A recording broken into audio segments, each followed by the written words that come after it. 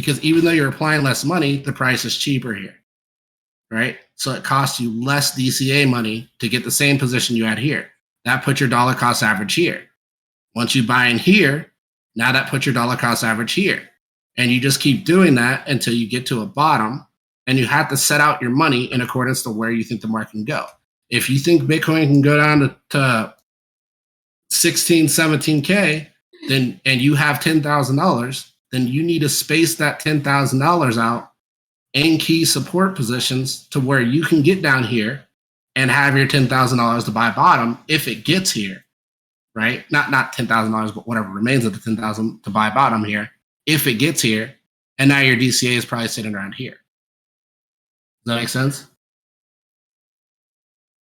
Anybody can answer? Yeah, for sure.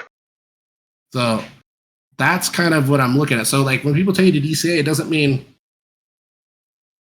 red candle buy, red candle buy, red candle buy, red candle buy, oh, I'm out of money. No, you need to have a plan set up. So your plan is to come in, find key support and resistances, set how much you want to buy at each one of those, and dollar cost it out to where it equals your whole bag. And then your overall price range is going to be safer, and you're going to have more money available, because we don't know at the end of the day, right? Other than what I've shown you, which I think will play out. At the end of the day, we don't know if the market will turn back up. If the market maker decides to just take their money and go, maybe it'll cost them less to just liquidate themselves to defend their position, right? So if that's the case, then maybe they run the market down and they run it down and they run it down and they run it down until they hit a position. But as long as you're buying into these key supports, again, you're playing like the whales are playing, right? So if you're playing like the whales are playing, then you're basically getting the same dollar cost average they're getting, and you should get the same gains they'll get. Obviously, you're not putting in billions of dollars, but you get what I'm saying as far as upside, right? So this is the only safe method, because you don't know if they're just going to be like, all right, here, even though you're waiting for this next low, if they just want to turn it up, right? Because they could turn it up right here. They could turn it up right here. And that could very well happen on any one of these bounces. So if they turn it up at any point, I'm above my dollar cost average here, profit taking, profit taking, profit taking, profit taking. And you're probably like, well, why would you do that? I'm doing that because I don't know when they'll want to run it down. And I can get a better position. Do I think Bitcoin will go to 100K and stay at 100K? Not this cycle. I don't think that at all. So if that's the case, then I'm anywhere near those ranges, I'm taking money out of the market, because I know the market can do what? It can get below my buy-in. So if it can get below my buy-in, all I got to do is keep taking profit. Even if money goes down, I have way more money on the side than what I came into the market with. I can then buy those dips and get more coins. And if the market turns back up a little bit, I could sell, and maybe it turns down again more. Now I can buy. It's all about buying lower, selling higher. Simple. But hey, yo, Hancock, so we sorted some recording with screen and audio. I know we've covered a lot up until this point, but if you could possibly try to just like sum up, what was happening, what we talked about, just so we can get a starting point. And we don't have to go nearly as in depth, but it could be beneficial. And if you're down, that'd be awesome. Yeah. So, I mean, basically, like you said, we just kind of dictated the zones. I showed you guys already how I created these zones. So I didn't just like draw zones over areas. I literally took these and copied them, right? And zones automatically resize based on where you're moving them. So if you move them up, they resize smaller. If you move them down, they resize bigger. Can you explain what a zone is really quick? So these are kind of like little boxes that I drew around specific areas of key support and resistances, right? So key support and resistance for overall market on our first retrace for the market, a market retrace. So that was this right here, May, June, July. So where was our top? Our top was here. Same top we had in January, same bottom we had in January, same bottom we had in May, June, July. Our flip was obviously above. Our trend reversal was confirmed, and the market took off. Overall, we basically had a lot of indication of upside versus downside also on the RSI, right? So RSI indicated what here? Did it indicate bullish or did it indicate bearish right here? That would be bearish, right? And that was while we were moving up. This is how I knew to exit around this position, was because this was moving up and all of this was moving down. Lower high, lower high, lower high. That's indication for bearish divergence as well as a downtrend incoming. So with that being said, I went and I took my leave. So this is the up, this is the down. I started taking heavy amounts of liquidity out in these zones and the market fell over. And then the market ran up right here. And this is where BTCD flipped and basically alts took over and Bitcoin kind of fell back, right? In addition to this, like there's other indicators too. Like I can show you guys other scenarios with Bitcoin and kind of what happened here. But price wise, that one keep. And then actually, you know what? I don't need that one.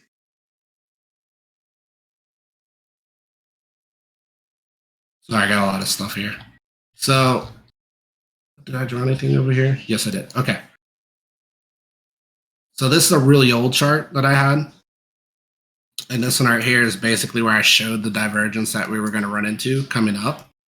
And this is, again, why I'm not too worried about right here, because if we end up kind of even coming close to the ceiling for Bitcoin, like if Bitcoin runs, right, and then takes off, like it can come up really high to get close to the ceiling again, right?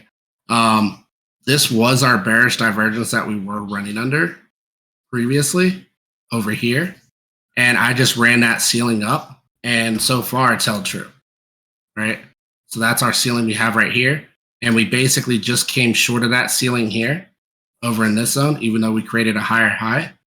And then over here, as you can see right here, do you guys see how this is higher than this, right?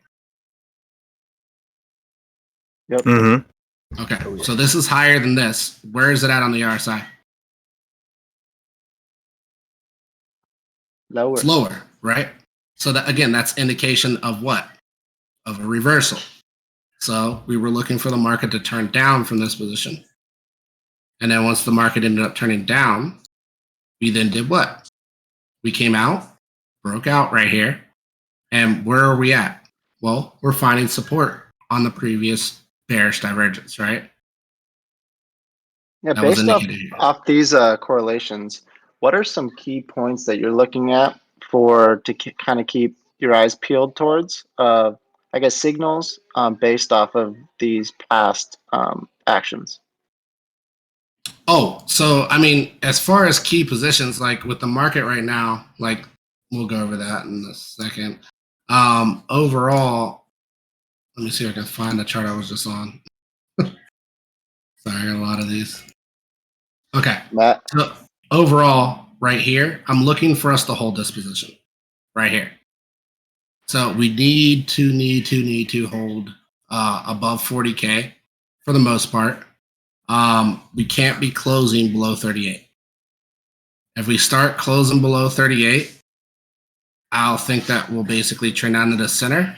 And I don't think it will hold. I think it will bounce, reject, and then it'll come down to these lower positions.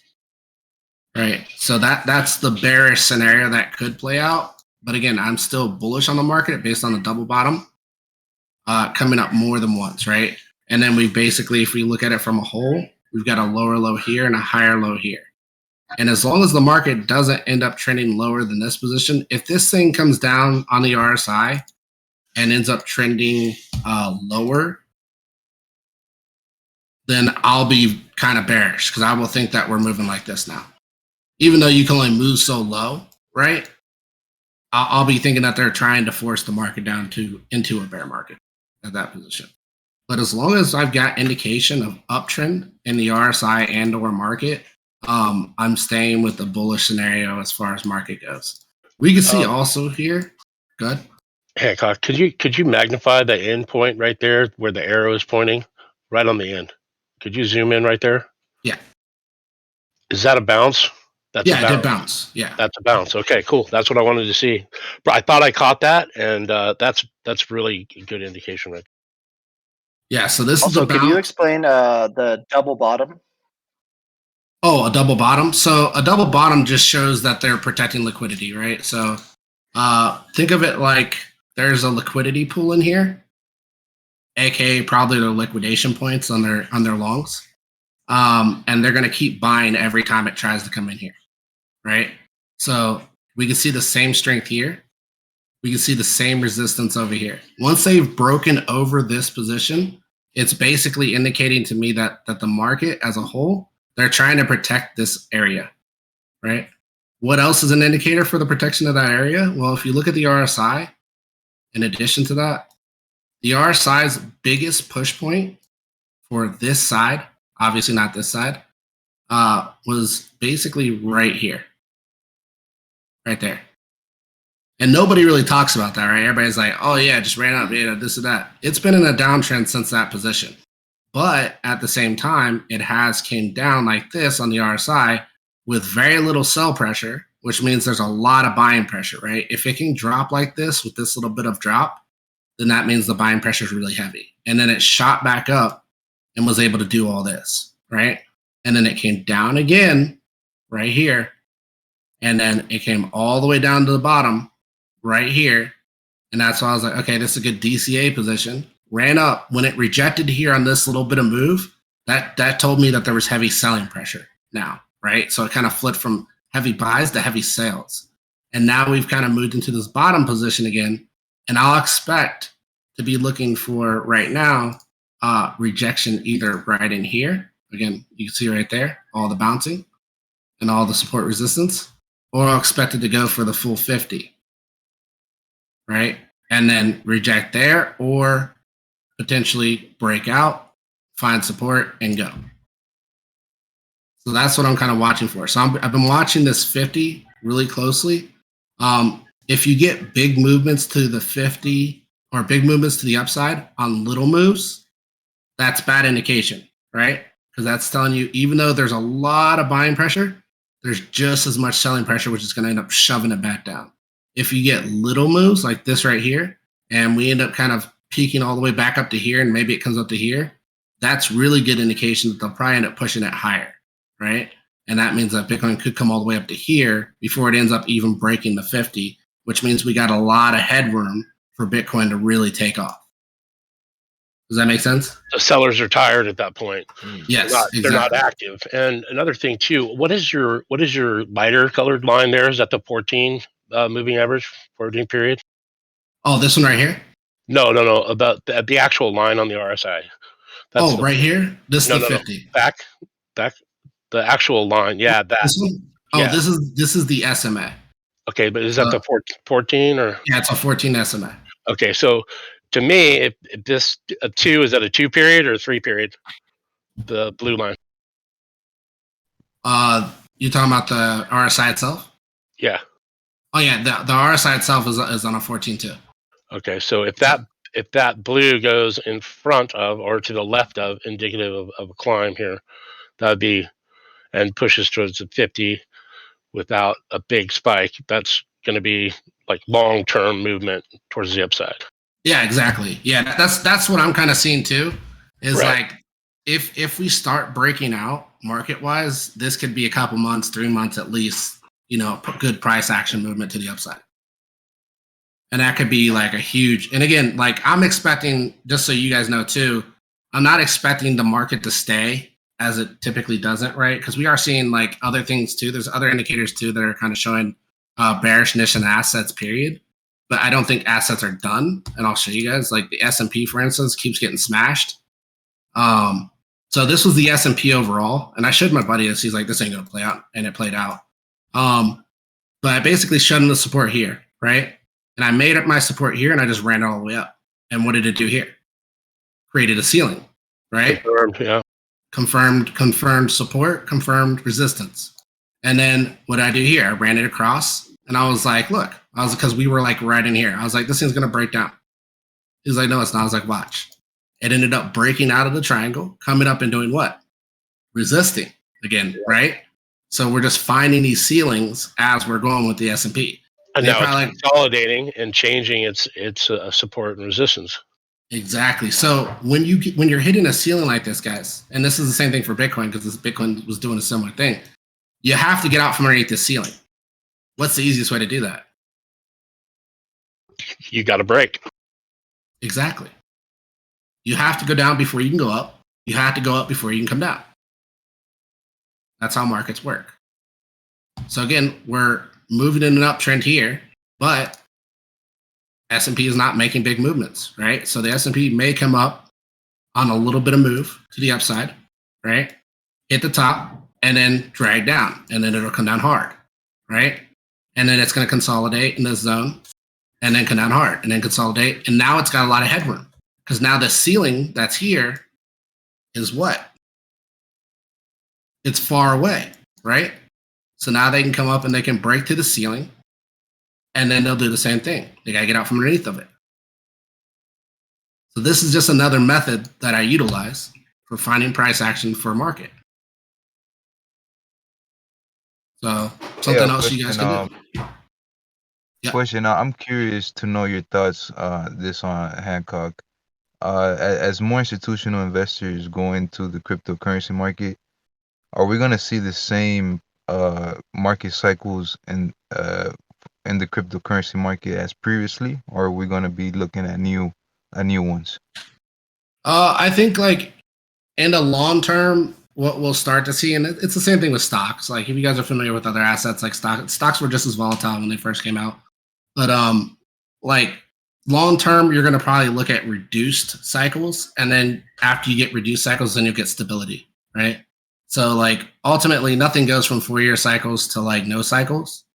So I would think like if anything, we would look at if we were in a 4-year cycle, typically maybe a 3-year cycle, and that would maybe bring like a 70 to 75% correction as opposed to an 85% correction for Bitcoin in the market, right?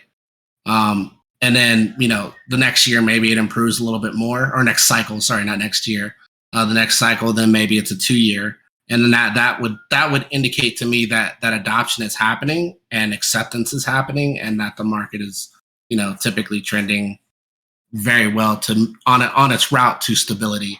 Now, keep in mind, like markets like this are amazing because like to be in a market that moves so volatile, you can make a lot of money off that. You can't make as much anywhere near as much in stocks and gold and other assets, right? The most profitable asset out there, I'd say outside of crypto, may be like housing, and that's not accessible to everybody.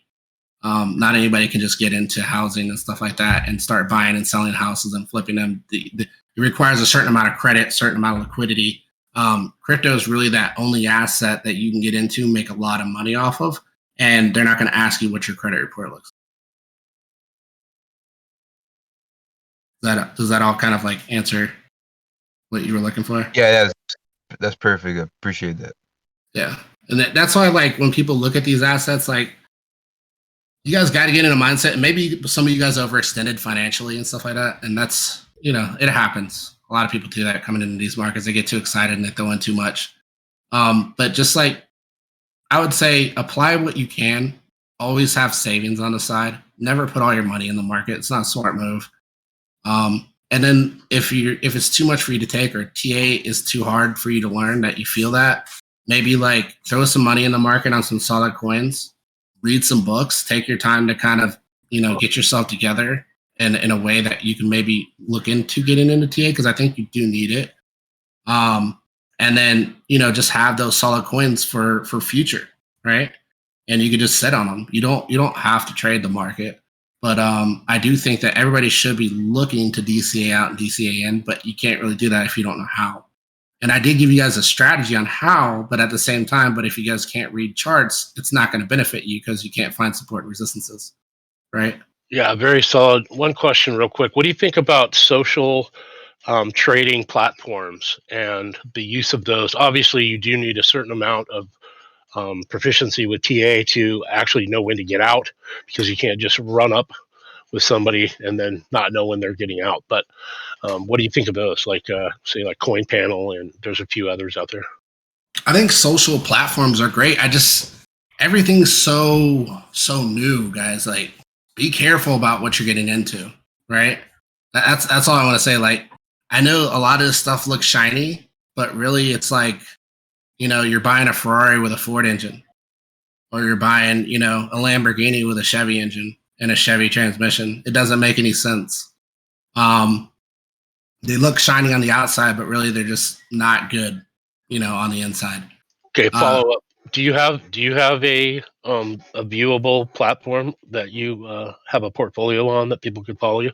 You mean as far as, I mean, typically, mostly, I'll be honest with you guys, like, I'm trying so hard to keep up with my YouTube. It's difficult though, but like Twitter, I'm pretty active on. Like, I try to like throw information on there regularly. I do work a 9 to 5 and stuff on top of this, and then I have that other job, where I work with some YouTubers and stuff like that with their courses. But I mean, like a platform where your trades are visible to community, as far as that goes. Like I said, more of a social trading platform, or eToro or something like that. I don't know. What do I guess, I mean, platforms that I utilize would probably be KuCoin the most, to be honest with you. I use KuCoin on probably 80% of all my trades. And then I will use Coinbase and Binance typically just for onloading money. I do buy on Binance sometimes, and I do buy on Coinbase sometimes, but really I try to avoid Coinbase because their fees are ridiculous. But the reason that I utilize KuCoin so heavily is because KuCoin has a lot of chains, right? So like they have the Harmony chain, they have the AVAX, they have everything, man. Like if you look for a chain on there, you can find it. BSC, ETH, everything. So you don't have to like do any type of like swapping like ETH to like Matic or something like that, right? You can just send your ETH to KuCoin, and then you can send Matic back to your Matic wallet. So with that being said, like that saves you a lot of money. And do you have like trading, like automated trading systems or machines, or you do everything? Yeah, so like if you guys I'll give you guys some stuff. Let me pull it up real quick. So there's this one right here. So if you guys are looking for something to do the trading for you, they have a free platform too. So this one right here is one. So this is what they call 3 commas. You can sign up. I think you get like 1 or 2 free bots that you can utilize. And that you could use this for free, and it'll basically make trades for you, right? So if you do like the start now, or you watch a video, like they'll go through the whole thing and kind of show you how it works. Let's see here. Yeah, here it goes. So basically you can set up ranges, and then you don't really have to know TA as much. So typically what I do with this one is I'll take a TA just like I did on the previous one where I showed you guys the BTC boxes, right? This one right here. And I'll set a range from like top to bottom of price movement. So if price is moving in this range, I'll set my box here. And then basically as it goes up, it'll be selling the whole way. And every time it comes down, it'll buy, right? And then it goes up and it'll sell. And it'll keep doing these transactions for you. Typically, yeah, it's a grid bot, yeah. Typically, these work best, I would say, with coins that move sideways. So I'd say Luna's a really good coin to do it on. You can make a lot of money on Luna. And let me think of another one. Chainlink, and probably ADA, to be honest with you. ADA, yeah, for sure.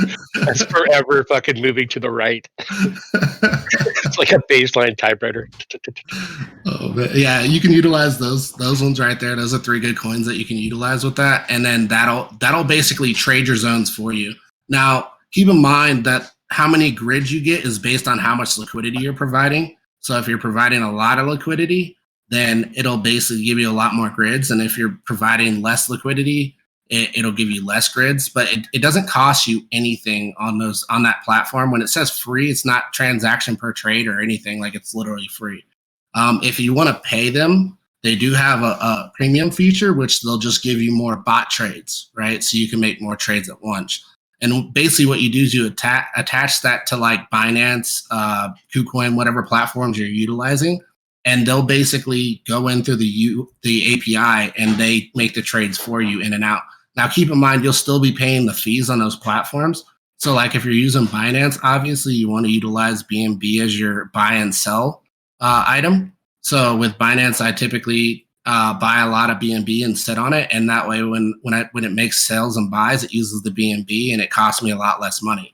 Because if you use their BNB, they gave, I think the transactions are 20% less or something like that. And with KuCoin, they have a similar thing with their KCS token. So if you get their KCS token, and you're holding their KCS token, they also give you reduced fees. So basically, when the bot's making the trades, it's making the trades as if it's you, and it'll basically make all the trades back and forth, and you'll only be paying the transaction fees on the platform itself, the KuCoin or whatever. And it'll keep track too of your profit and loss margins. So like it'll say you made this much, on profit, and maybe on this trade you lost a little bit on this or that, but typically it tries to stay more towards the positive side when it's making trades. But obviously if a coin runs up and doesn't hit your grade and comes back, it's going to start buying again, right? The only problem is with the APIs sometimes is like if they aren't able to make a move, like if you run out of money, they'll stop moving. So you'll have to kind of go in and recalibrate them. So they do need manual maintenance from time to time, but they'll basically take the emotion out of the trade if you're looking to do that. Because I know some people, they just get too emotional on trading, and it'll trade for you more or less. And you can trade on a lot of platforms. What's that? That's really great information. Maybe here in the future you could come do a tutorial on that. That'd be awesome. And I know about 10 people that I could get into alpha to come check that out. One of my friends is paralyzed and he's on a lot of medication, but he really loves crypto, and he just doesn't have it to trade daily. You know what I mean? So he just is a long-term holder, but he's really interested in the the ecosystem and stuff. And this would be a great tool for him and a few other people that I know that are, they run their own companies and stuff. So, but anyway, great information. Yeah, this one right here, this is another one too. So this is Bitsgap. So this one is a paid one. I think they charge maybe average $10 to $40, I think is their pricing, maybe. But basically it's a similar thing. This one can do scalping. I think they also worked on arbitrage for this too, something else they're working on. So basically arbitrage is just going from one platform to another and buying on one platform where it's cheaper and selling on another platform where it's more. And they'll do that with stablecoin. They can do that with any coin, more or less. Stablecoin is probably the safest because obviously you're going to lose less if it ends up messing up. But the likeliness of these things messing up is very unlikely, but it's always a possibility, right? So you always have to keep that in mind too. So as you can see right here, they have a lot of trades here that you can utilize, and they show basically what their monthly profitability is on each one of these coins overall. If you guys are interested in that too. And they do have a kickback feature. So if you recommend to other people, you can get X amount towards your cost or whatever a month. I'm not going to sell you guys on that, but I'm just telling you guys it's there if you guys want to get a friend into it or something like that too. Good tools. Yeah. And then right here is kind of your exchanges that you're associated to. And then you can add more exchanges, take exchanges away, so on and so forth. But yeah, this is what I would use if I didn't know how to trade, but I could maybe tell where a top and a bottom is on the market. Again, you don't look at the 1 hour, guys. You guys are looking for solid information on a zone, right? Maybe look at the 1 day, right? So if I were looking to zone out positions on this, for instance, I would say this right here would have been a zone, right? Or not even that, sorry. This right here would have been a zone, right? Good amount of long-term sideways action. This right here would have been a zone. And then once we fell again, this right here would have been a zone. And now I would say with this next one right here, we're probably looking at this right here probably becoming a zone, right?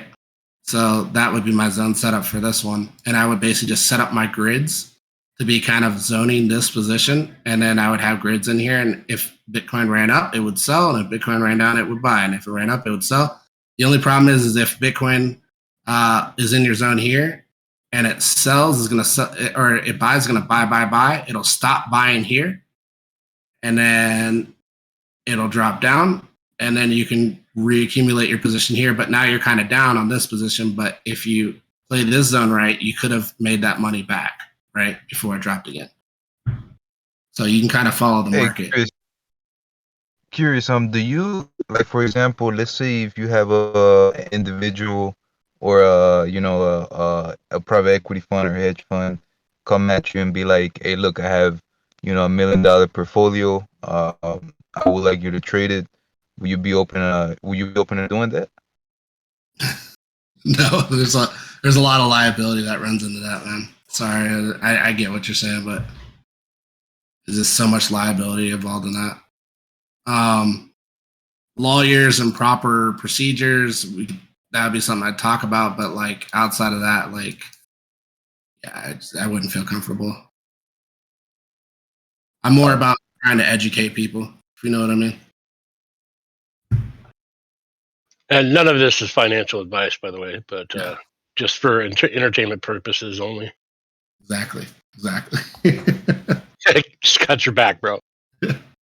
So, I mean, you guys can kind of see everything here, right? Like, I would expect this zone will probably play the same as this zone right here played out. So, even if it doesn't play out long term, you can still make money on the price movement until it, either decides to break down or break out. Now, keep in mind too, if these things do break out, and it breaks out of your grid zone, it's going to stop selling here. So you got to come back in and fix everything, right? So now you got to reset up. And what you'll do is you'll just use the grid you used here and reset up your position, right? And now when it comes back into here, you're going to miss out on this little bit of gap, but now you can catch this price action and then so on and so forth. If it breaks out again, you can then just kind of reaccumulate your zone that you had here, and then you'll miss out on this portion right here, but you'll be able to catch all this right here. So just FYI. Hancock, hey, so this is my first time coming, but I actually joined like really late, but this is amazing. I mean, I've learned so much in just like 15 minutes. You're a really good teacher. Question on the last thing that you just said. For each zone, don't you have to be, how you said like, okay, when it comes out of this zone, you have to have a new zone up here, right? Do you have to like, don't you have to be manually monitoring those things, or is that kind of what the bot does? Like it keeps adding zones for you guys. Okay. No. So the zones, the zones you do, right? Okay, right. The bot sells the grids, right, within the zone. Yeah. But what if it skips? Like how you said a second ago, it skips a grid, right? Or no, it skips a zone. Do you have to have those set up like then ahead of time then, or how does it know? Like say it breaks out of like say you're like right there at the red part, and it breaks out of that one purple zone that you have, and it's like gone way far up, right? And you're just like at your 9 to 5 or something. What happens then? It'll stop selling here. Is there any like? I guess are there? I'm sure. Are there bots that keep adding zones then for you, or what do you do then? Is it just like you would want to stay in the zone, so you never want to like set anything outside of your zone, because the reality is if you tell it, hey, it's okay to keep selling, when it runs out of tokens, it stops anyways, right? Okay, I see what. Okay, yeah, I think I see. Okay, so if it runs up and it gets to here. Maybe it runs out of tokens because it never came back. And now Bitcoin goes all the way up to here, and now you just sold all yours in here. Okay. All right. I see now. Okay. Yes. So you don't really want to do that, I would say, is like you're better off missing out and then just readjusting your position. Okay. Yeah, it's much safer. There's a lot of nuances you'll find out with using this, but like once you get the hang of it, like it's really good. I think in our group we had a lady who's like a full-time mom, doesn't know very much at all about tech or anything, and like we got her into bots, and she's just making stupid money. Really, that's like, crazy. Is this that's an me, alpha, or is this You said what? Is this in like? Oh, sorry. Go ahead. No, the girl he was talking about is me. Oh, congratulations! That's awesome. Yeah. No, these bots are really great. Everybody should learn how to use them. That's so cool. So I guess which course is this your course, Hancock, or what? It's actually I work with another YouTuber, Alex Lorenzo, and it's his course actually. But I'm just a coach for it. Yeah. Cool. So cool. I teach a lot of this in there and stuff like that. Again, and not in here trying to show anything like that. So please don't take it Yeah, away, yeah. guys. Yeah. This question asked, but yeah, that's basically what I do. So I do this like as a full-time secondary job. My primary job is basically I do BIM and stuff like that. So just 3D modeling for engineering and stuff. Very cool. Very cool. Yeah, I think like even if you're like a hodler, right? I think even just knowing this from maybe not being an expert at it, but just kind of knowing how this stuff works would be really, good. I think you mentioned that maybe if you are a long-term holder, you do have an indication of when to like dollar cost in, dollar cost out. Yeah, exactly. Well, that's exactly it, right? It's still the long-term mindset. You're taking profit. So instead of seeing your Bitcoin that you bought at say 5K go to 70K and then go back down to 15K, which is extremely hurts. It hurts pretty bad. You can now see your Bitcoin go from 5K to like 70K, and maybe you had like 2 Bitcoin and now you've got like 90K sitting on the side in cash, right? And then the rest runs down with the market. Yeah, it runs down with the market, but now you can buy way more Bitcoin at 15K. Right. Because these are the retraces we see in the market that a lot of people don't talk about. And when you're getting those kind of retraces, you need to have something to buy those, right? And granted, some people can probably pull from their bank account, but it's like you really shouldn't be in that position. You should be in the position to where you're playing with house money. That's really the reality of it. You want to get your initial out of the market, and you want to play with their money. That's how you want to make money. No, that makes sense. Yeah, protect your own liquidity, and then if you lose some money that's house money, not a big deal. Again, it's just you can make it back at the end of the day. That's just how it works. So I have a question then. Are you a hodler in any sense, or do you basically not hodl at all, and you can just predict how these things are going to go, and there's no point in hodling for you? I'm a long-term player. If we can utilize that, right? Like I'm always going to be in the market. It's just I'm in and out of the market. Okay. So I guess you can call it a hodler in a sense because I'm not taking money and putting it in my pocket, right? Right. I'm just taking you money just move it in and out, but it's still in Yeah. that sector, which is crypto. Okay. Yeah, exactly. Yeah, it doesn't leave the sector; it stays in the sector. I mean, like a lot of people, their goal is to get to $1 million. You can blow $1 million in a year. Like you need to have bigger goals, and you need to think longer term. If you really want to make good money, and you really want to make this your thing to where you guys can actually have financial independence. Yeah. So inspiring. Yeah, I mean that's really the goal, man. Like I know life seems short, and some of you guys are probably like 18, 19, and you're like, look, I can make money now, and I could be 25 with $1 million. Yeah, you can be 25 with $1 million. You'll be broke by the time you're 27. But you can also make $1 million by the time you're 25, and you can also save that, put it back into the market, and maybe make 100, 200 million by the time you're 30, 35. Then you really don't have to work anymore. Truth, man. Truth. That's kind of the long-term goal, for everybody, I would think. Like, I know a lot of people are jumping into the market trying to make some quick cash, maybe pay their bills. Yeah, that's great. Just get your initial back out to pay your bills. Leave the rest of the money there. Right. I have a question. How long is like the learning curve for someone to kind of get a feel of how to draw like the zones and things like that? It's not if you want to do it like full time or something, but just get enough.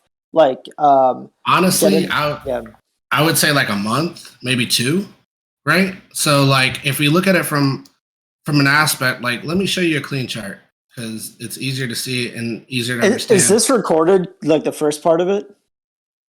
Yeah, I believe so. Oh, cool. I'll go back and watch that. But go ahead. If we look at it from a clean chart perspective, right, you should always utilize a top-down approach. So a top-down approach is just basically coming into a chart, finding the trend, finding the overall price movement, right? So what's the price movement of Bitcoin? Well, the price movement of Bitcoin was this.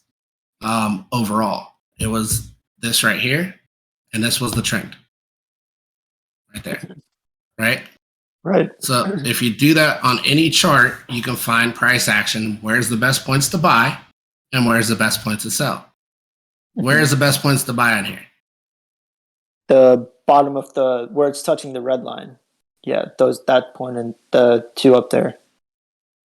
That's Three. your best points to buy, right? Now you would have Right. got wrecked here, but you get the point. Once we fell through that trend, we now have to create a new trend, right? Why do we have to create a new trend? Same thing I showed you guys with the S&P. We need to get out from underneath the ceiling so we can get more headroom. AKA, we need to fall back. And that's what a lot of people have a hard time understanding. Like they don't realize that. Hold on one second. Let me see this real quick. There we go. They don't realize that headroom needs to be made, right? To be able to get back up. So basically, Bitcoin, if we would have took off here, we would have just went to here, right? So because they've dropped it all the way down to here, and now they'll probably trend it sideways. Now, even if they blow off top, they can come all the way up to here, right? They could even blow out of here and then come back and not find support and then start running the market down. And when you say they, who exactly are you referring to? Whales or? Yeah, whales, people moving the price back and forth, so on and so forth. Okay. So, okay. That's just kind of where things are as far as price movement and everything else. But like this right here is a trend, and I can do this with any coin. This isn't the only coin. So right here was BNB. See my trend? As long as I remain on trend, I was good. BNB did what? Fell below trend. So now BNB is making more headroom. We come over here, we go to ADA, for instance, right?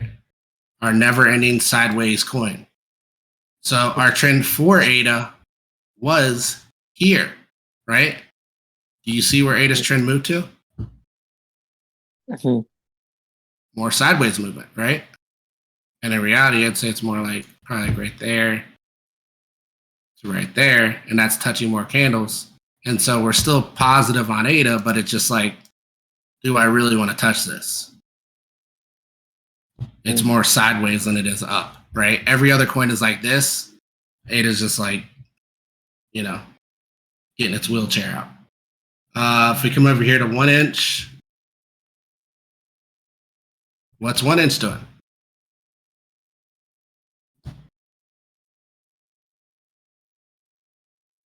1 inch is doing what? It's finding support.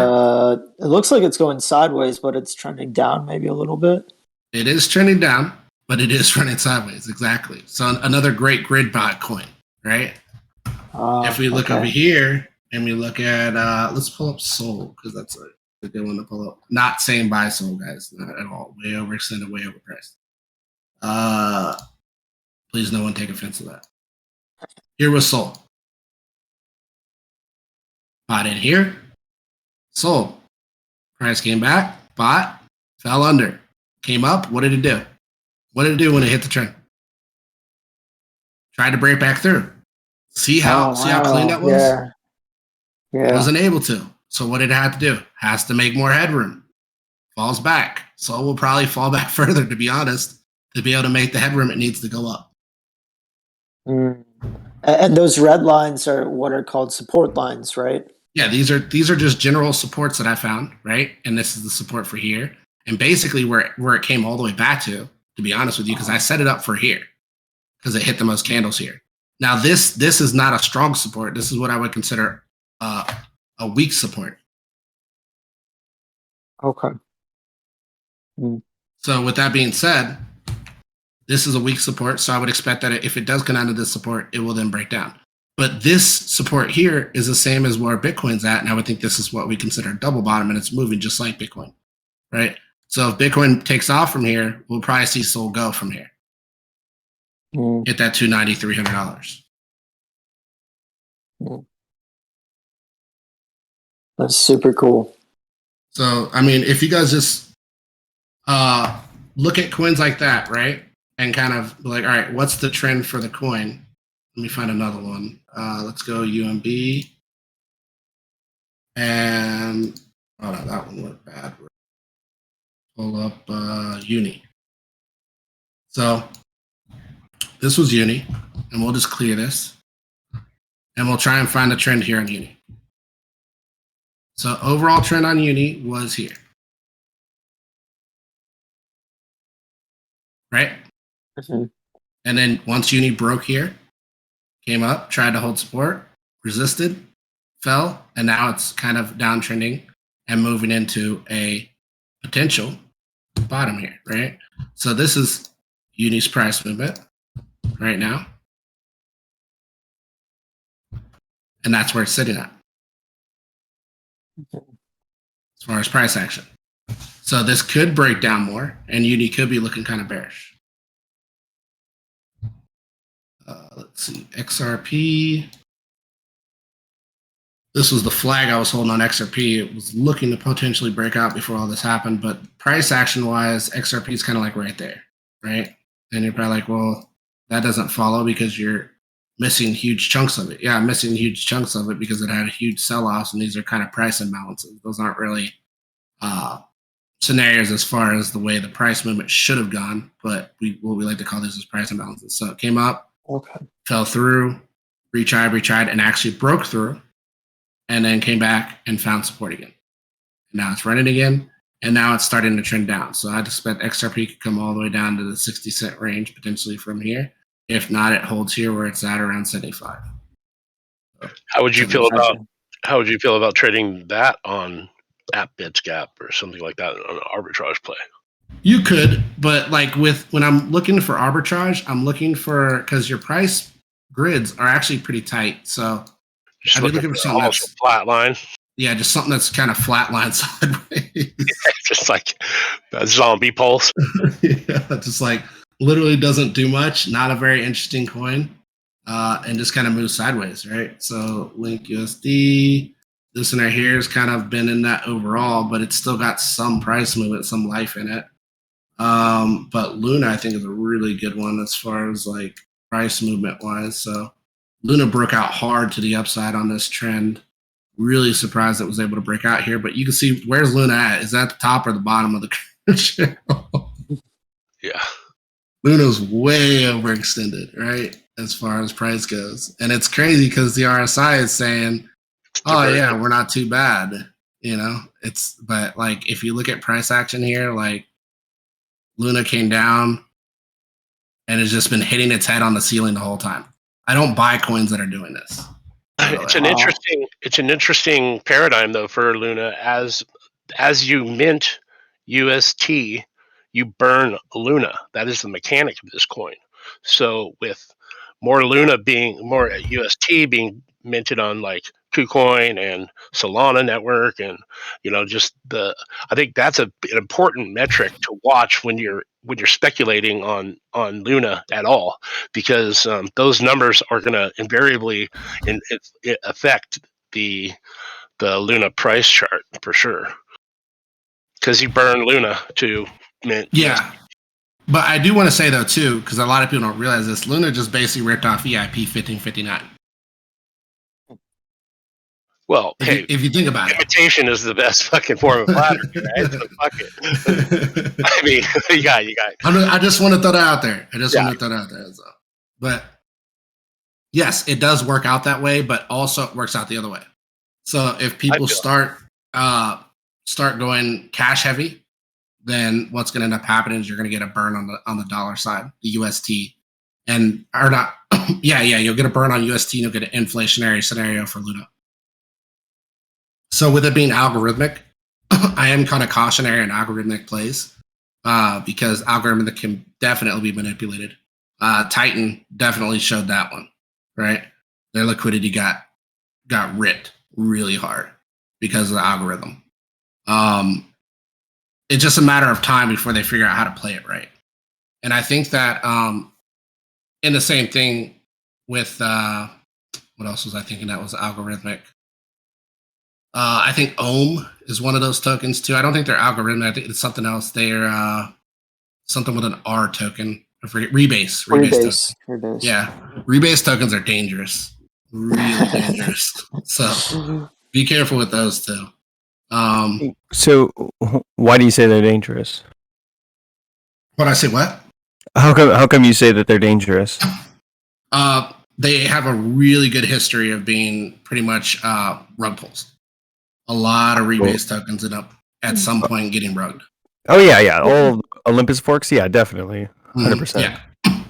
Yeah, that's why I'm throwing it out there. So just so people are aware if they're in those tokens. Yeah, I mean, realized profit right now is really good, but definitely, if you get profit or you get tokens, sell them, take your profit, realize your profit. That's what I'm saying. Yeah, if they're just straight carbon copies of what Olympus is doing and they don't have any novel mechanics, I do agree. Yeah. So yeah, rebase in general is kind of what I look at when I'm looking at. I'm not really trying to directly attack Ohm specifically, but just throwing that out there with rebase. Yeah, that's a good point. But yeah, so with that being said, like Luna overall, like I think its platform and what it's doing is good. Don't get me wrong; them ripping off VIP 1559, in my opinion, it's a good thing for them. It's a good. It'll give good price action in Luna right now. I just think that like if the market does decide to turn south and people start dropping Luna, you're going to see Luna be the first one to really get crushed under the pressure of a bear market. So that's why I was kind of throwing that out there. In addition to that, so I mean, with all that being said, like you can see overall, like again, this one's a little bit overextended in my opinion. Sol's overextended. KDA has had some pretty good pullback again. KDA, while yes, I would consider it somewhat overextended. When I look at price point on KDA in general, when you're looking at layer ones, KDA doesn't even touch close to the liquidity of normal layer ones, right? All the other layer ones are sitting in, 20, 30, 40 billion. KDA is sitting at what, like 1.2 something, 1.5 or something, 1.7. So not even 2 billion market cap. So these are kind of like your outliers. Yeah, the layer 2s of Ethereum have more net. Yeah, exactly. And that's why I think like long-term KDA has a pretty bright future. If you look at the tech behind KDA too, it's basically Ethereum with some improvements on the chain in general. I still think Ethereum will outbeat KDA, but I think KDA could take a piece of the pie and kind of get some of that liquidity, at least a decent amount, right? If ADA can do it with no real working product, and DOT being at the price it's at, again with no working product, while they're great in theory, KDA being a working product should be at least to be able to get around those ranges. So I would think like price point wise, KDA is in a great price point. Then we got the infamous ICP. Again, it's just following trends, guys. Not real huge. When in a downtrend, put a ceiling, right? When in an uptrend, put a support. So that's our trend down for ICP. You can see ICP has done what?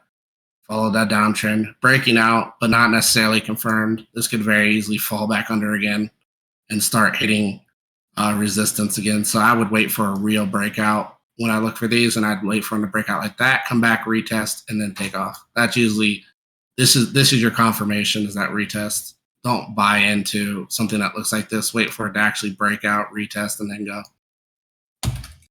Yeah, I would say with regard to ICP as an infrastructure play, that it's definitely a long-term hold. I think the architecture that they've envisioned for everything is just kind of way ahead of its time, but is inevitable with regard to like website hosting and whatnot, and just data hosting. I totally agree. Yeah, no, I agree. I think the idea behind it and what they're trying to achieve, too, is like really, really good. It's just adoption or AKA investors just isn't there right now. Too much hypium. Yeah, exactly. And I think just with Ethereum still scaling and everyone's still using like AWS and other traditional hosting services for their apps, that this just hasn't taken hold yet.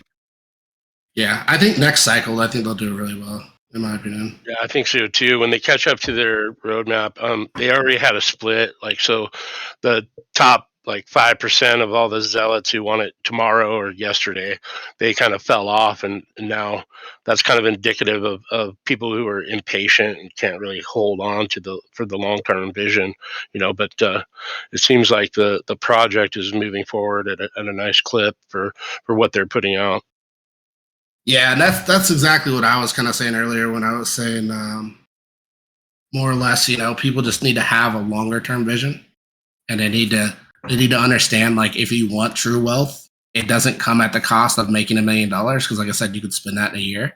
It comes at the cost with understanding that the space is here and you need to be in this space, right? I'm telling you guys, like, people bought Apple when Apple first came out, sold it for pennies, and that could have changed their life 10 years later, 5 years later. And that's where I think crypto's at. I think crypto is like IBM when it was first being created, Apple when it was first being created.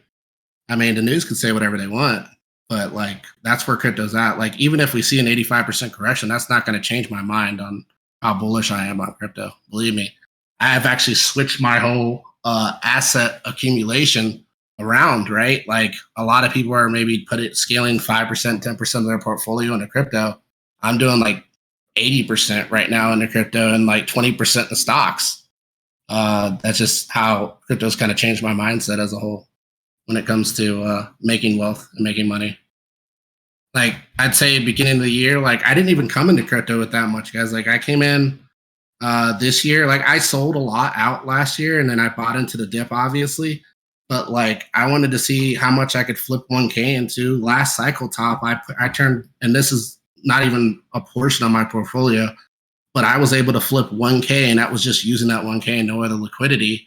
And that was losing money and gaining money, but I was able to turn that into like $36,000 on last cycle top. And that was, I think roughly January through March, I was able to make that. And I just ran some NFTs. I ran through some different plays, when they were super hype. Like, people talking about NFTs now, you're late to the game. NFTs were last top, man. Like, a lot of people are selling those out for tons of money. Like, you're trying to get into something that's already topped as far as a market. If you're looking to like really get into NFTs, I would say wait till a bear bottom, because a lot of these people are going to sell at a huge loss. You'll be able to pick up tons of these NFTs for like pennies. Like, these people are going to sell for nothing because they need the money. And a lot of people came into the market with short-term goals. So if you got long-term goals, that's your time to pick them up, in my opinion. Question, Hancock. I don't know if you've already answered this, but do you believe in Suzu's super cycle thesis? That we're kind of in a super cycle? No, I think it's a normal cycle. Like, I mean, January, February, March is just historically does well for crypto. I can show you guys kind of a theory behind my thoughts. Yeah, and I've heard the super cycle narrative quite a few times, but if we look at the cycle as a whole, right, like, basically crypto kind of ran down here, and it really looked like, to me, like this was an attempt, right? And this looked like where crypto was going to go. Right. But because we had the pandemic, it ended up ripping it down, right? And then it had to recover, and then it had to go.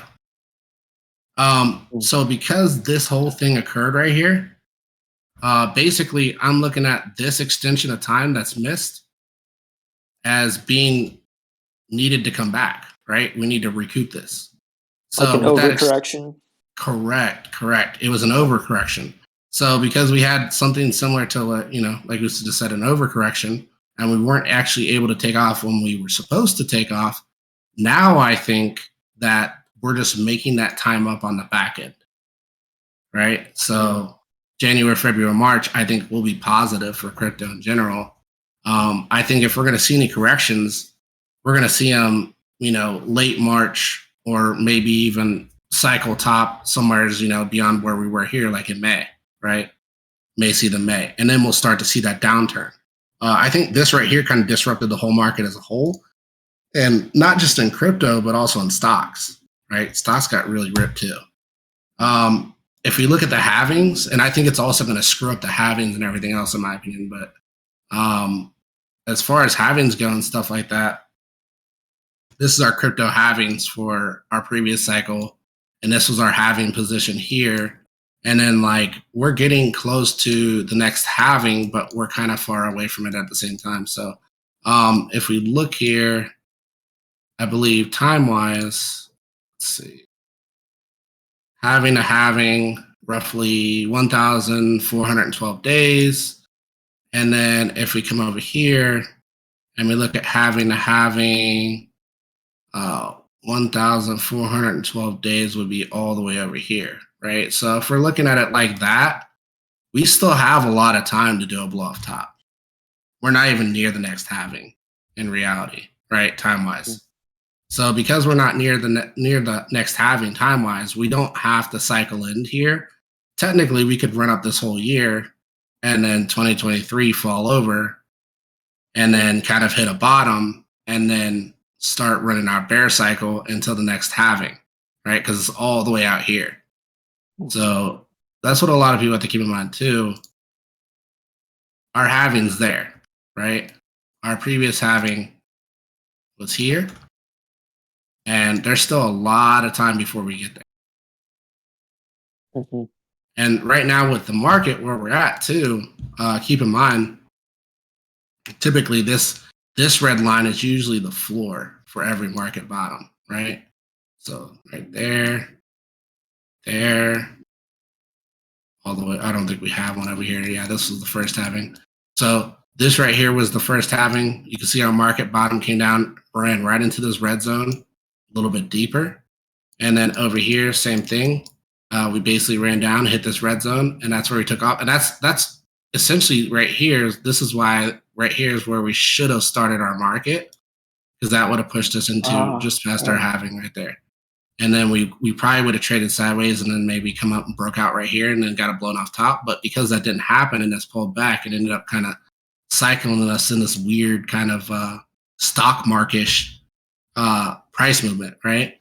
Weird So- that happened like that.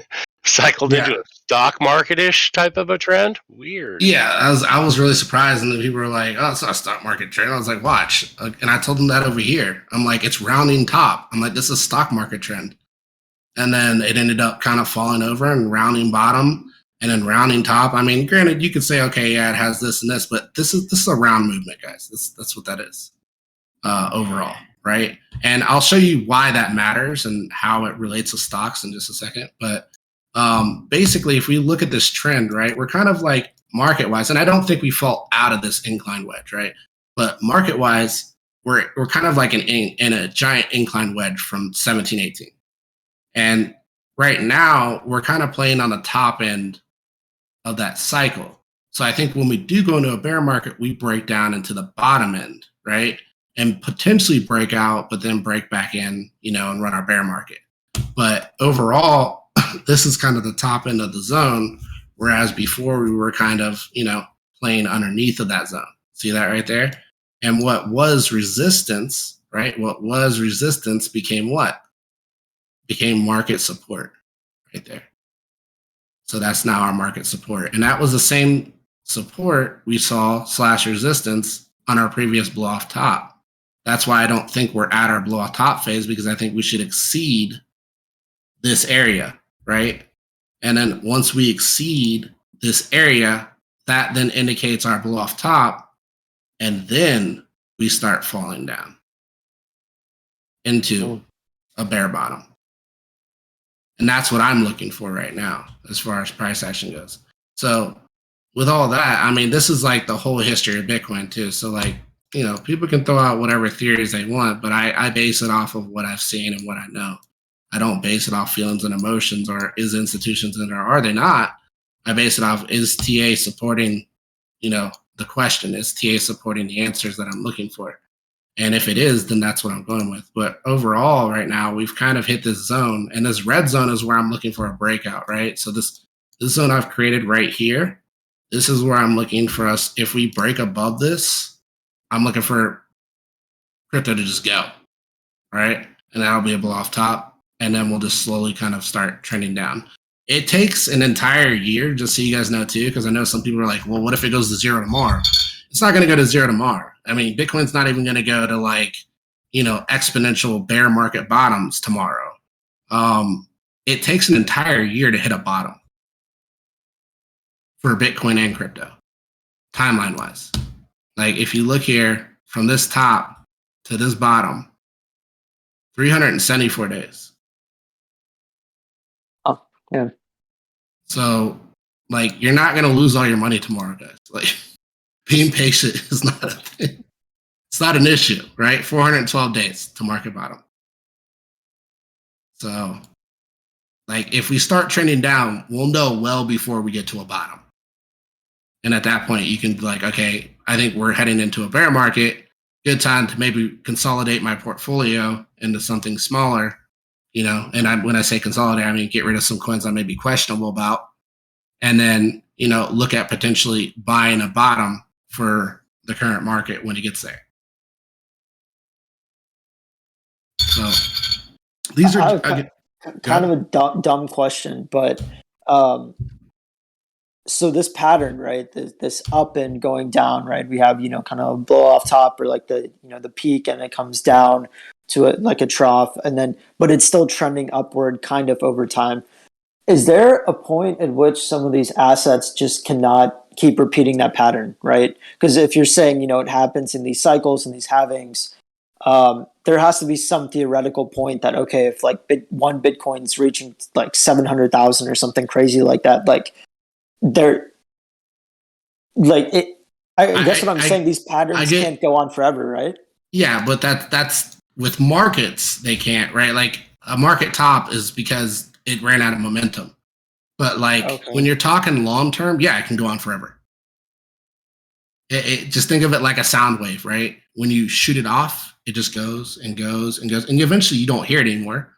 But the sound is still moving, right? It's still going, regardless of whether you don't hear it anymore. And the only thing you're going to get, I would say, from markets is you're going to get something called diminishing returns. That's the only thing that's going to happen, which means slower market movement.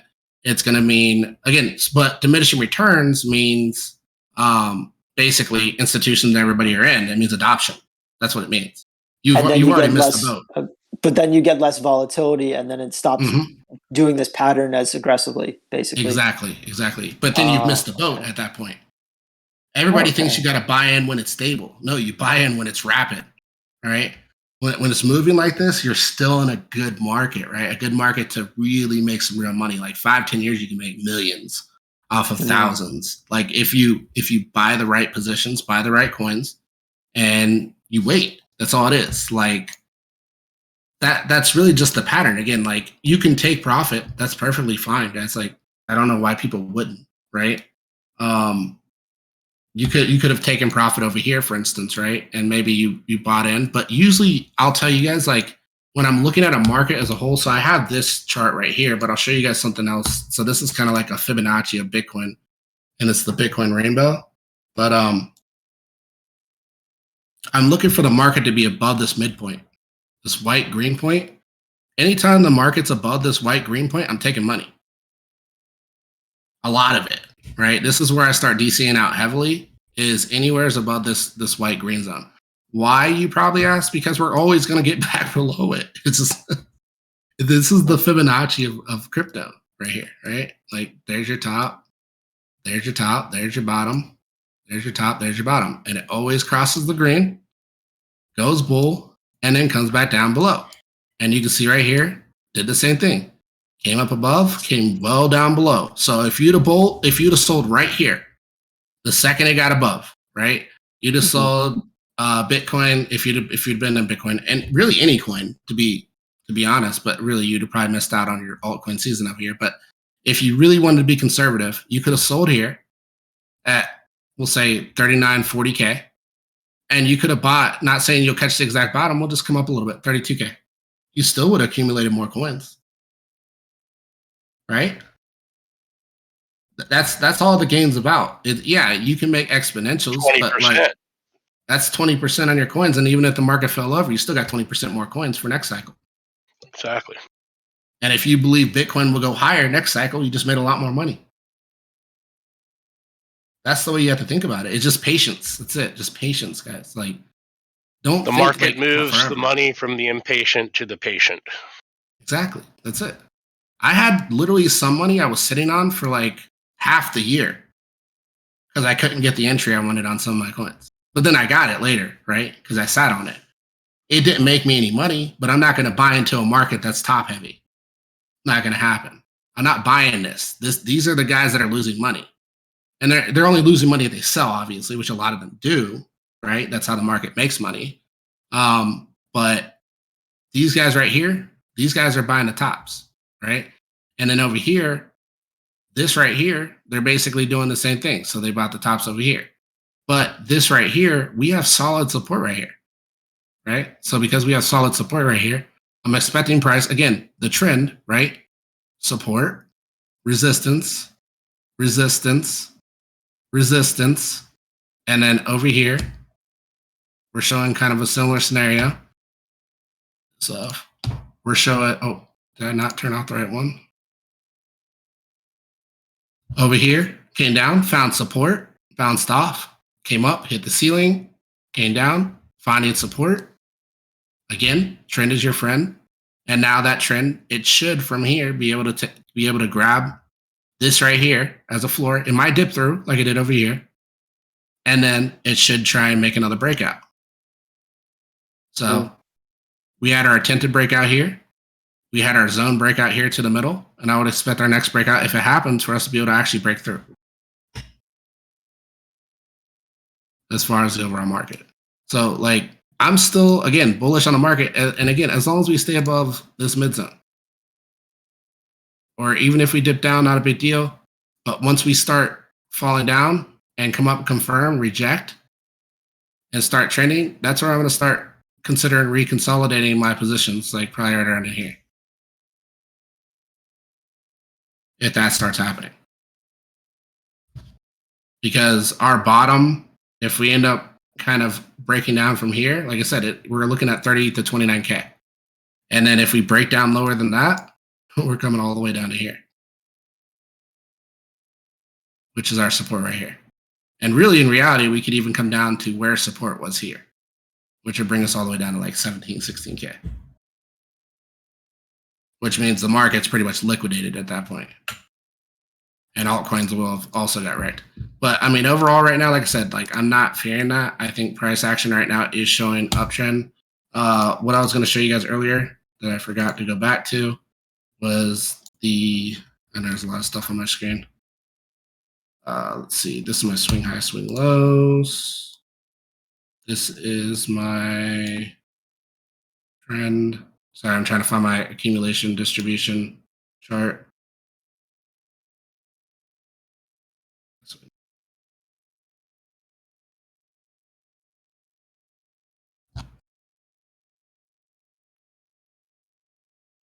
Okay, so this right here is where I show all the accumulation distribution zones, right? So I could have gone through and did these individually, but I just basically showed that this right here was pretty much one big distribution, and all these right here were pretty much accumulation. So this is how stocks move. So when you guys are saying like, how is it like stocks? This is exactly how stocks move. And crypto typically doesn't move like this.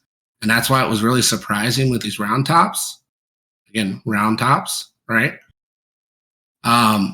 That I kind of saw, okay, we're getting the accumulation distribution, and crypto in general, usually it does this for accumulation distribution, does these spikes and then does these fallbacks, right? Finds a support and then breaks out again, spikes, falls back. But this right here as a whole was one big round off, right? So I was like, oh, okay, that's distribution. So how it works is market maker accumulates and they distribute, then they accumulate and they distribute. So basically, market maker accumulated or distributed, right? So they sold their tokens, they accumulated, and then they came up here. They didn't like price here, right? So they distributed again, pushed price down. We're not able to get price any lower, so they accumulated again, right?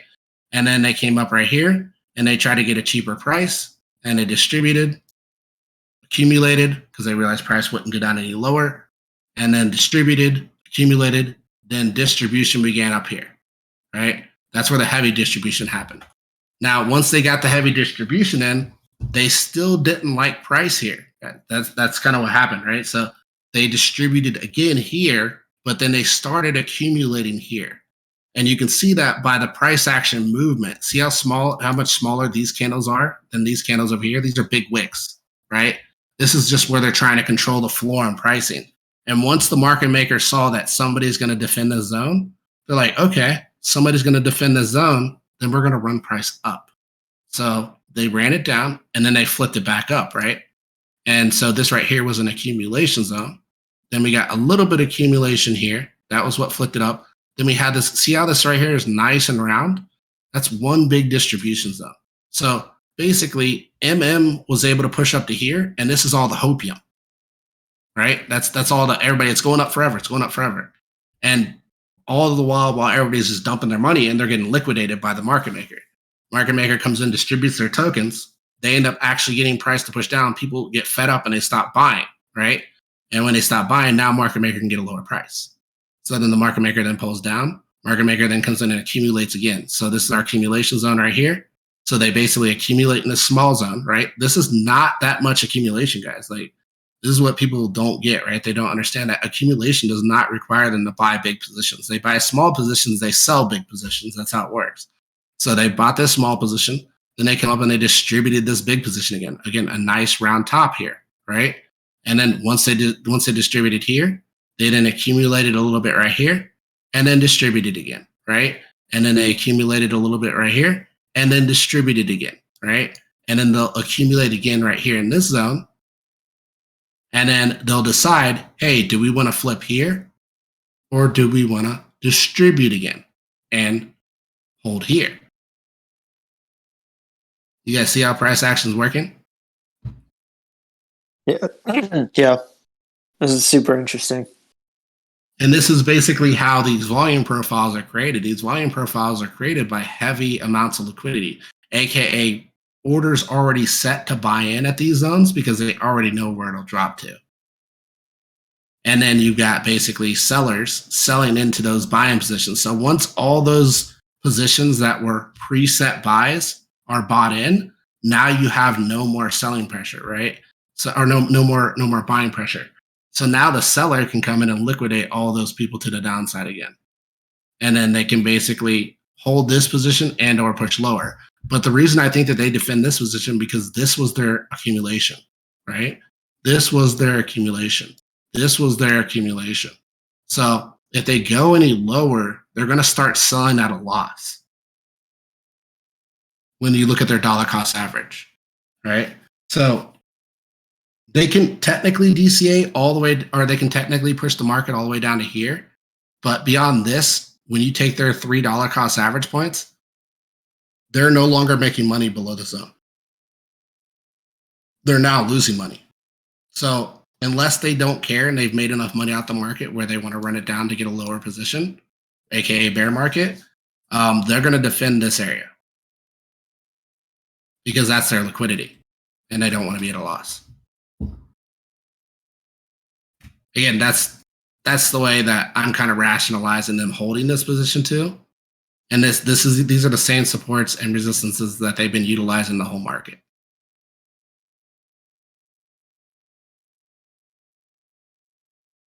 So I guess, are there any more questions in regards to any of this?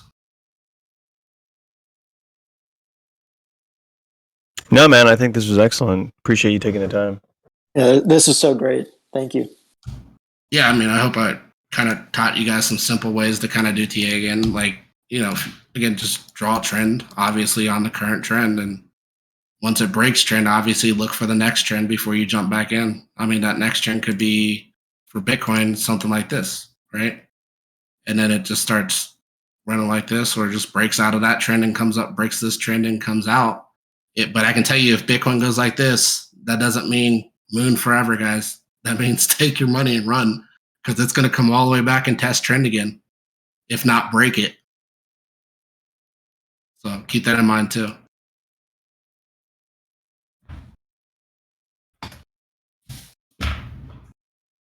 All right. I think that's it. Unless anybody else has any other questions or something they want to see.